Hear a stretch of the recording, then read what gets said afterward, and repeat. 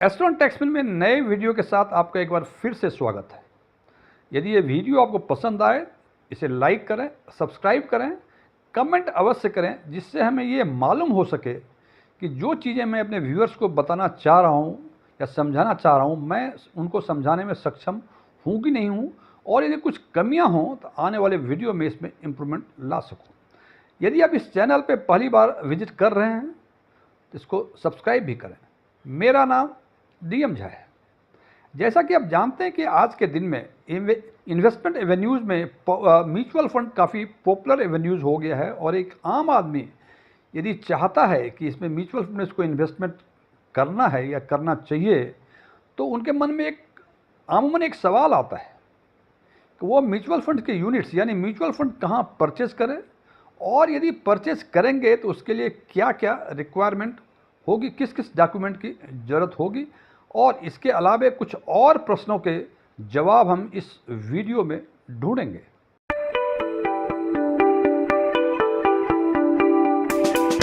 सबसे पहला सवाल कि यदि म्यूचुअल फंड में इन्वेस्टमेंट करना हो तो हमें किन किन फॉर्मेलिटीज़ को पूरा करना पड़ेगा और उसके लिए नीडेड डॉक्यूमेंट्स क्या क्या हैं। तो सबसे पहले कि यदि आप कहीं इन्वेस्टमेंट करना चाहते हैं तो आपको नो योर कस्टमर कंप्लायंस होना पड़ेगा। इसका मतलब कि इसके लिए जो नीडेड डॉक्यूमेंट्स हैं, ये बैंक में भी है और म्यूचुअल फंड इन्वेस्टमेंट में भी है।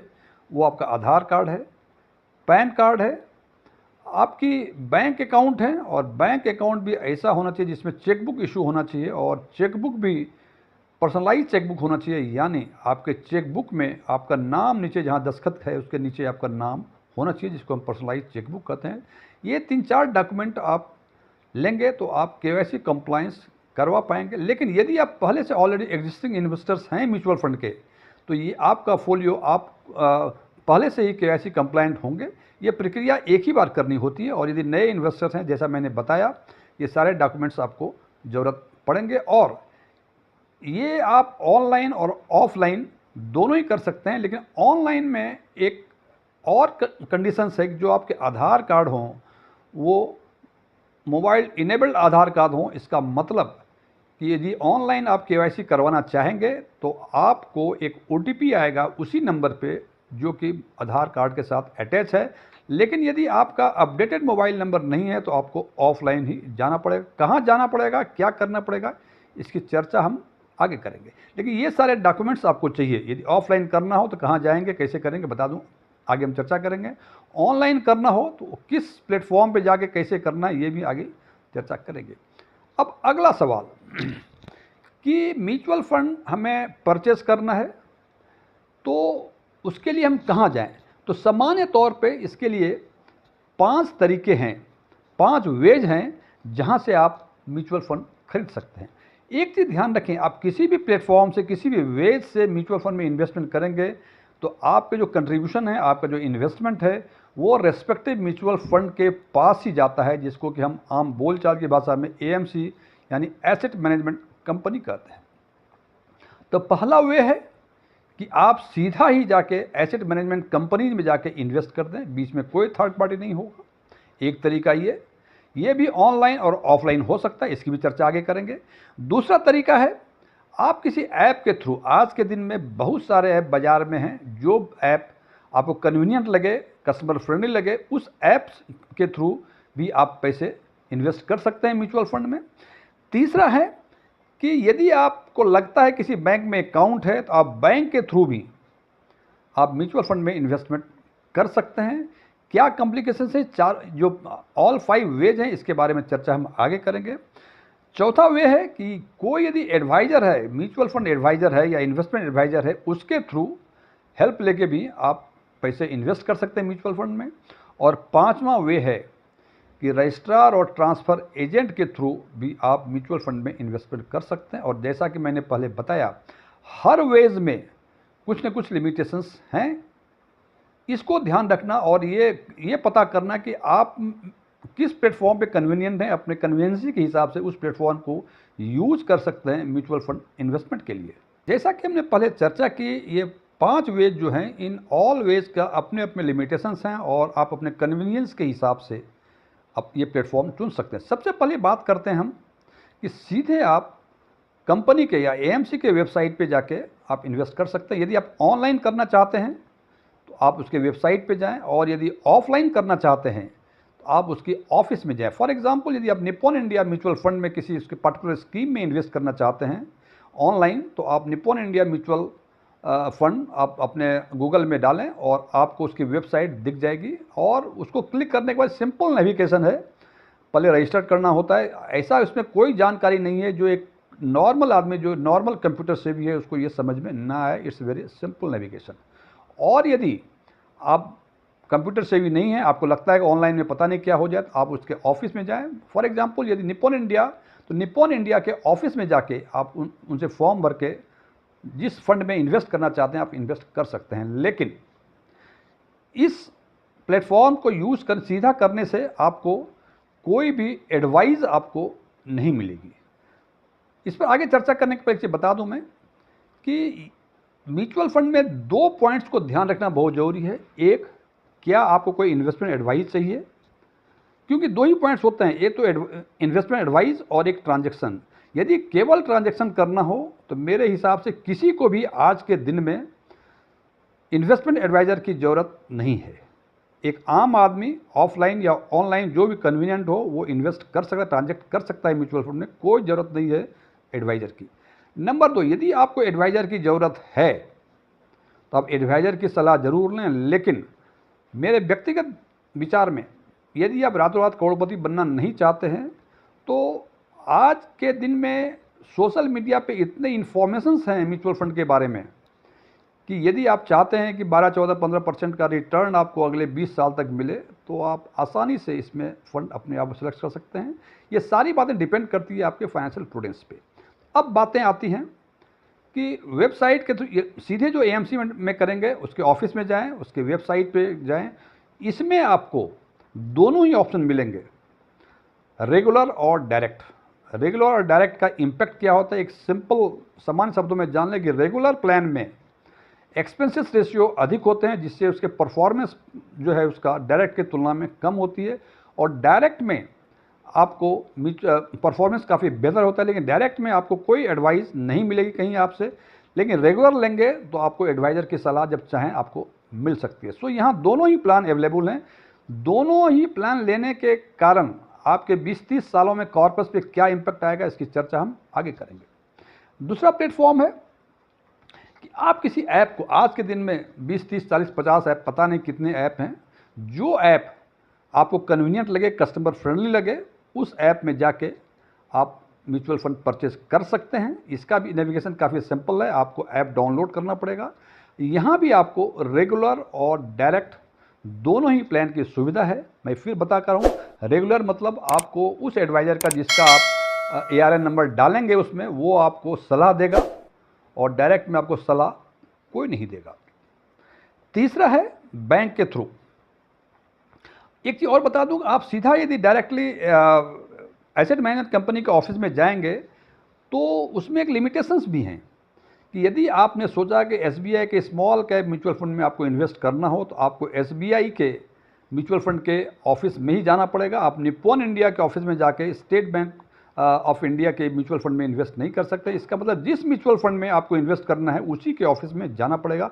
लेकिन ऐप में ये सुविधा क्या है कि आप जितने 41, 42 के आसपास AMCs आज के दिन में हैं, उन सारे AMCs में से किसी भी फंड में ऐप के थ्रू आप इन्वेस्ट कर सकते हैं, और यहाँ भी आपको रेगुलर और डायरेक्ट प्लान दोनों ही की सुविधा, दोनों ही प्लान अवेलेबल हैं। अपनी सुविधा के हिसाब से आप चूज कर सकते हैं।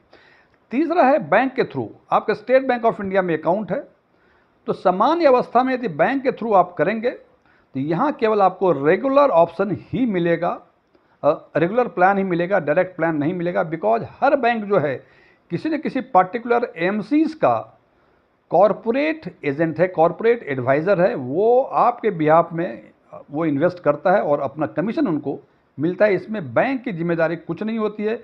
अच्छा परफॉर्म करे आपका म्यूचुअल फंड, खराब परफॉर्म करे, उससे बैंक को कुछ फ़र्क नहीं पड़ता है।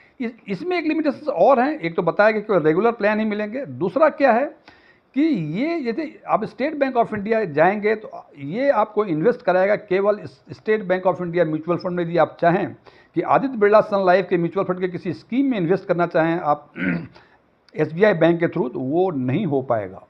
ये ध्यान रखना जरूरी है। हर बैंक एक या दो कॉरपोरेट एजेंट, एक या दो एएमसीज के कॉरपोरेट एजेंट हैं, वो उसी फंड में आपको इन्वेस्टमेंट का तरीका बताएंगे। चौथा है किसी एडवाइज़र के थ्रू, क्योंकि जनाब वो एडवाइज़र है तो दोनों ही कंडीशंस हो सकते हैं, या तो किसी वो पर्टिकुलर एएमसीज का 2-3-4 एएमसीज का एडवाइज़र हो, या वो सभी एएमसीज के एडवाइज़र हों। तो जहां लिमिटेड नंबर के एएमसीज के एडवाइज़र हैं, वहां उसी लिमिटेड नंबर के म्यूचुअल फंड में ही आपका इन्वेस्टमेंट करवा पाएंगे, दूसरे में नहीं करा पाएंगे। और इसमें प्लान हमेशा रेगुलर मिलेगा, डायरेक्ट आपको प्लान नहीं मिलेगा, बिकॉज वो आपको एडवाइस कर रहा है तो निश्चित रूप से उसके भी कुछ न कुछ रेम्यूनरेशन होने चाहिए। इसलिए वो केवल वो रेगुलर प्लान ही ऑफर करते हैं। और यदि सारे एएमसीज के वो एडवाइज़र हैं तो रजिस्टर्ड हैं, तो सारे म्यूचुअल फंड के फंड में वो इन्वेस्टमेंट करने की सुविधा आपको दे सकते हैं। पांचवा ऑप्शन है रजिस्ट्रार एंड ट्रांसफर एजेंट के थ्रू। सॉरी जनाब, जितने भी 41-42 एएमसीज हैं वो सामान्य तौर पे दो रजिस्ट्रार एंड ट्रांसफर एजेंट में डिवाइडेड हैं। वो हैं केम्स और दूसरा है केफिन टेक्नोलॉजी। तो जिस म्यूचुअल फंड में आप इन्वेस्ट करना चाहते हैं, आपको एक ये भी ऑप्शन है कि उस म्यूचुअल फंड के registrar and transfer agent Kemps या केफिन में जाके आप बताएं। जैसे for example state bank Kemps के साथ है, निपॉन इंडिया केफिन टेक के साथ है, एचडीएफसी केफिन टेक के साथ है। फॉर एग्जांपल यदि आप स्टेट बैंक में चाहते हैं इन्वेस्ट करना, स्टेट बैंक म्यूचुअल फंड में इन्वेस्ट करना चाहते हैं, तो आप केम्स के ऑफिस में जाएं, फॉर्म लें और भरें। और साथ में जैसे मैंने बताया कि जो नीडेड है वो चेकबुक, आधार कार्ड, पैन नंबर, ये सारे डॉक्यूमेंट्स की कॉपी लगानी होगी आपको यदि आप ऑफलाइन जाते हैं तो। और यदि ऑनलाइन करना है तो ऑनलाइन में चूंकि आप एग्जिस्टिंग इन्वेस्टर हैं तो आपको इन सब चीज़ों की ज़रूरत नहीं है। और वहाँ जाके किसी भी म्यूचुअल उस RTA registrar and transfer agent के किसी म्यूचुअल फंड में आप इन्वेस्ट कर सकते हैं। और यहाँ केवल आपको डायरेक्ट की सुविधा, डायरेक्ट प्लान की सुविधा ही मिलती है। अब रेगुलर और डायरेक्ट प्लान में क्या फ़र्क पड़ता है, इसकी चर्चा हम आगे करते हैं।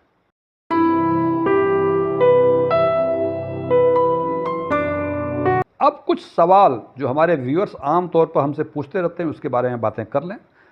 सबसे पहला सवाल कि यदि किसी इन्वेस्टर ने किसी ऐप के थ्रू इन्वेस्टमेंट किया है और यदि वो ऐप या बंद हो गया हो, कारण या तो सेबी ने बंद करा दिया हो या कुछ और भी कारण हो, तो उसके थ्रू जो इन्वेस्टमेंट म्यूचुअल फंड इन्वेस्टर्स ने किया है उसके पैसे का क्या होगा। जनाब, जैसे मैंने पहले चर्चा की कि आप कोई प्लेटफॉर्म यूज़ करें, पैसे आपके म्यूचुअल फंड कंपनी में जाते हैं, इसलिए वो ऐप बंद हो जाए वो ऐप रहे, इससे कोई फर्क नहीं पड़ता है, पैसे आपके मिलेंगे।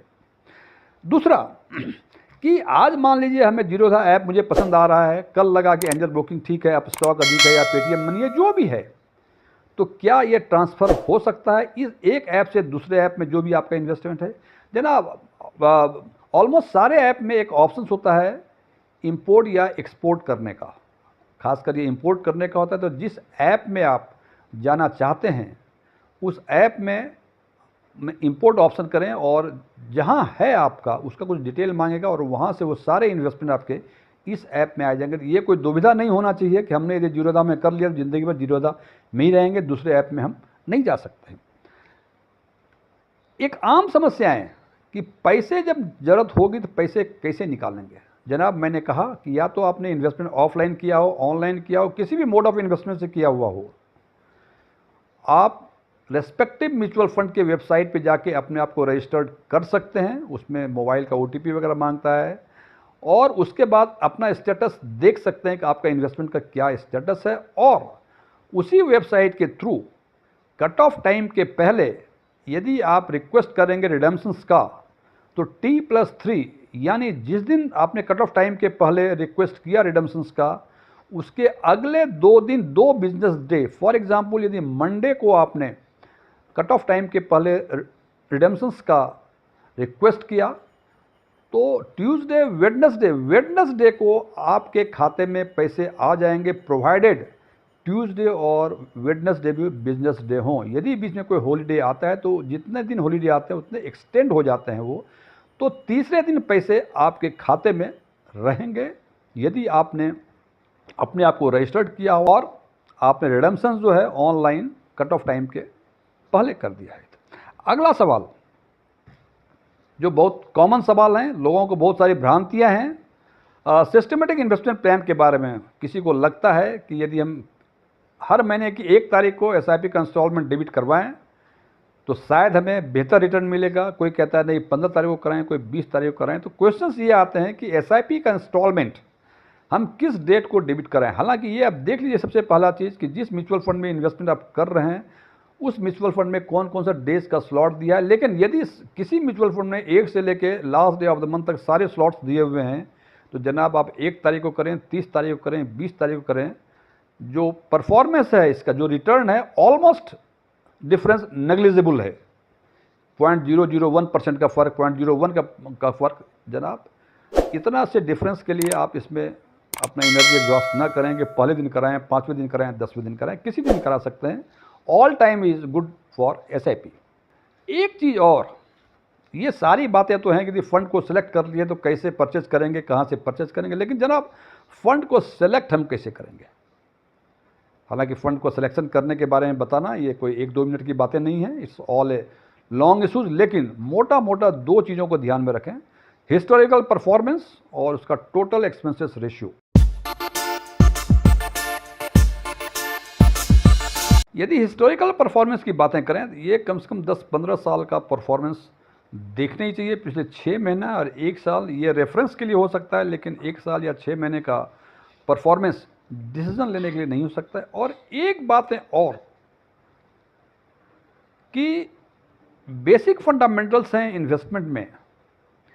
यदि आप चाहते हैं कि लॉन्ग टर्म इन्वेस्टमेंट करें, लॉन्ग टर्म में 10 साल, 15 साल, 20 साल के लिए, तो आपको इक्विटी सेगमेंट प्रीफर करना चाहिए। और यदि चाहते हैं कि साल 6 महीने का, 4 साल का, 3 साल का चाहिए तो आपको डेट सेगमेंट प्रीफर करना चाहिए, क्योंकि जिसमें वोलेटिलिटी अधिक होता है, जो इक्विटी सेगमेंट्स में होते हैं, वो लंबे समय के लिए लॉन्ग टर्म हॉरिजन के साथ किया जाता है, और जिसमें वोलेटिलिटी कम होता है वो शॉर्ट टर्म पीरियड के लिए किया जा सकता है। इसलिए कहा जाता है कि लंबे समय के लिए यदि इन्वेस्टमेंट करें you go for equity mutual fund, और यदि आप छोटे समय के लिए कर रहे हैं तो you go for debt mutual fund. Otherwise छोटे समय के लिए, शॉर्ट टर्म के लिए इक्विटी फंड में आप इन्वेस्ट करते हैं तो ये आपके मुकद्दर पे डिपेंड करता है, चांसेज हैं कि आपको लॉस हो जाए। लेकिन यदि आपको ऑल ऑफ सडन ओवरनाइट आपको 6 महीने में, 1 साल में बहुत सारे फंड्स हैं जो कि 50%, 60% का रिटर्न दिए हुए हैं, यदि बाई चांस आप उसी फंड में इन्वेस्ट कर दिए,